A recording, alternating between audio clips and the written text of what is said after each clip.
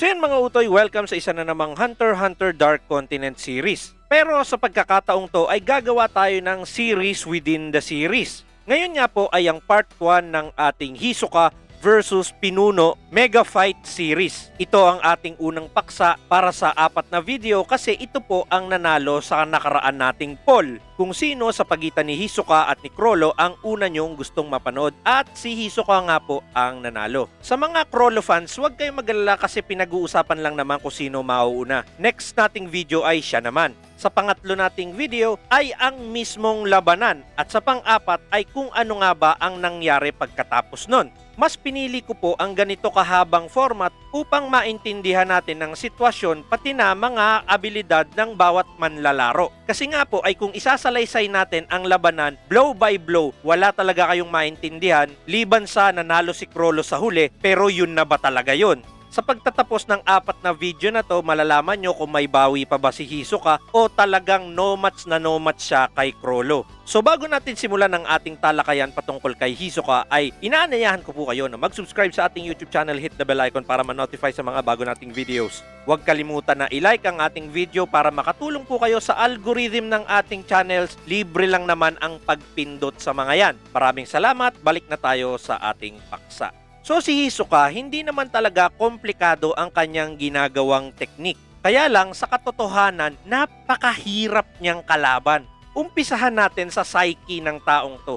Sa pag-uumpisa ng series, buong akala ko na si Hisoka ay pumapatay na lang basta-basta ng kung sino-sino. Bale, namimili pa rin siya ng itutumba. Noon sa Hunter exam, itinutumba niya na yung mga tao na hindi naman talaga dapat na nandoon. Mga walang potensyal at panggulo lang. Binubuwal din ni Hisoka yung mga nakakasagabal sa kanya. Timbuang ka rin kay Hisoka kung kinakailangan na buhay mo ang maging kapalit dahil sa kanyang mga objectives. Lalong patay ka kay Hisoka kung inupahan siya para gawin yon.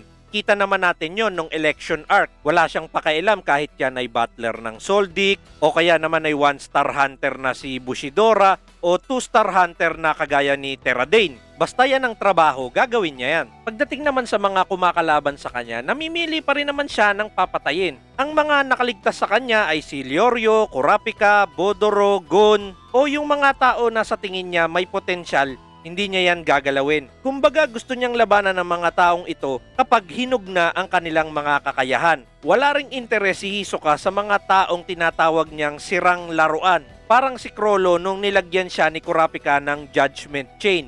Hindi na siya makagamit ng Nen kaya halos nawalan na siya ng interes. Sumatotal, hindi pumapatay si Hisoka basta-basta. Pero kung tatanungin nyo ko kung masama ba siya o mabuti, syempre obviously masama siya. Kung sasabihin nyong mabuti yan, malamang kulang ka sa simba o kaya naman dapat magpa-check up ka na sa psychiatrist. Ngayon, puntahan naman natin yung strengths at saka Nen ability ni Hisoka. Gaya ng sinabi ko kanina, napakasimple lang nito intindihin. Pagdating sa lakas, tignan nyo ang resulta o ang ranking ng mga spider pagdating sa bunong braso. Dalawa lang ang nakadaig sa kanya, si Ubo at saka si Finks. Sa palagay ko kasi, ito yung pinaka-underrated o yung nakakalimutan ng tao na, ang lakas pala ni Hisoka. Opo, napakatindi ng pisikal na lakas ni Hisoka. Sa sobrang lakas ni Hisoka, sa tansya ng mga reader, kayang-kaya niyang magbalibag ng kotse. Ito ang sasabihin ko sa inyo.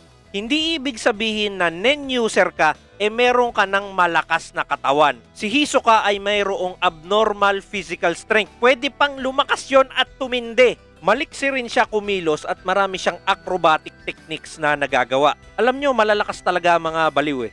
Anyway, nakita nyo naman yung laban niya against kay Goto. Pero ang problema nasa isang hindi pabor na environment sila naglaban. Marami ditong matataas na puno para magamit niya yung kanyang mga acrobatic skills sapat upang makagawa siya ng surprise attack. Ngayon naman, tignan natin kung papaano siya lumaban at i-examine na rin natin ang kanyang Nen ability. This time, balikan natin yung naging laban niya against kay Castro. Oy, wag yan, hindi yan. Ibang Castro. Yan. Technically, dito sa fight na to ay naipaliwanag na ang 80% kung papaano lumaban itong si Hisoka. Kung meron pa siyang tinatago o mga alas, konting-konti na lang yon. Sa naging laban ni Hisoka kay Castro, lumamang si Castro ng 4-0. Pagkatapos nun ay tuluyan nang nadomina ni Hisoka ang laban. Kumbaga sa umpisa, willing magpabugbog sa iyo si Hisoka. Pero sa oras na alam niya na yung kaya mong gawin, doon ka na niya tatapusin. Ang Nen type ni Hisoka ay kabilang sa mga transmuter. Sa pamamagitan ng Nen, kaya niyang lumikha ng mga substances. Pwede yang natural, man-made o kaya mga hayop. Si Killua, kuryente, si Xenosoldic, dragon, at dito naman kay Hisoka ay bubble gum o yung bungee gum. Napakaganda ng bungee gum kasi napakarami niyang application. At gaya ng gum, pwede itong dumikit sa tao. Si Castro, ang kapangyarihan niya ay doppelganger. Pero nahulaan ni Hisoka ng tama kung sino ang totoong Castro dahil na rin sa may nakadikit na bungee gum sa kanyang mukha. Kahit saan ka magtago, mahahanap at mahahanap ka ni Hisoka. Wala ka talagang kawala. Tapos, ang bungee gum, naikakapit niya yan sa mga bagay-bagay. Kapag tinamaan ka ng mga bagay na ibinato niya, automatic meron ka ng bungee gum sa katawan. Ang bungee gum ay pwede ring magsilbing tali. At hindi lang basta tali kasi para din itong goma. Kapag hinata ka ni Hisoka, may puwersa yon. Ang lakas pa naman ng hayop na to. So talaga mabibigla ka. Kaya lang, ang kayang ihaba ng bungee gum ay hanggang 10 meters lang. Kumbaga, mapuputol din ang bungee gum kapag na-stretch ng todo. Pero mahirap yung gawin. Tignan nyo naman yung ginawa ni Goto, di ba? Binalahan niya ng barya si Hisoka. Tapos nasalo ng bungee gum.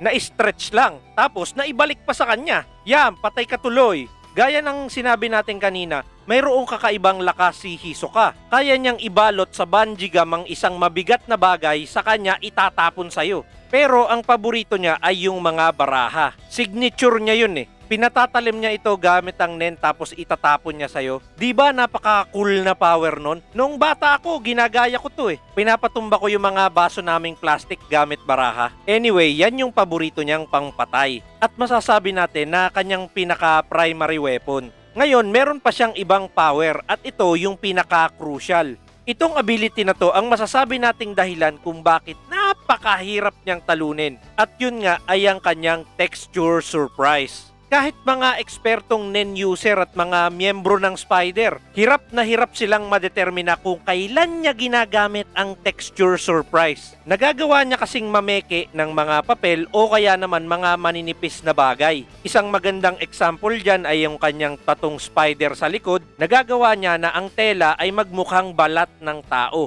Sabi nga ni Machi, kahit sa Latin mo ang mga bagay na ginamitan niya ng texture surprise, mahihirapan ka pa rin na madetermina ang peke sa totoo. Para makontra mo ang ganitong abilidad ni Hisoka ay kailangan bihasa ka sa paggamit ng Ren. Para na rin makita mo yung kanyang Nen pattern. Sadly, mukhang wala niyan si Castro. Kaya naman madali siyang nalinlang ni Hisoka. Malamang ay dahil na rin sa Zetsu o yung kakayahan na magtago ng Nen. Yan din ang dahilan kung bakit hindi makita basta-basta ang bungee gum. So yan ha, napaka-sophisticated talaga ng kakayahan ni Hisoka. Sobrang confident si Hisoka. Sabi niya pa nga, walang silbi kahit malaman mo ang totoo niyang kakayahan dahil ang kanyang abilidad ay nag-a-adapt depende sa sitwasyon.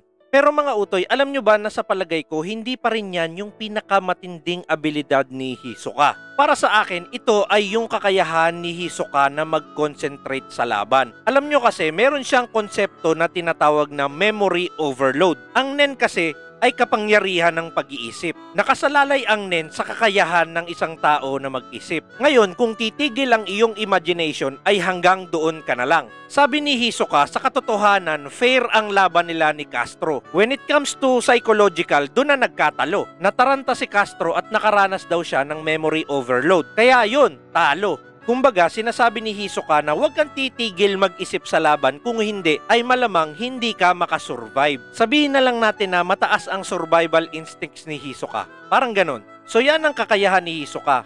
Meron pa kung hindi sinasabi na maririnig nyo sa part 4 ng series na to.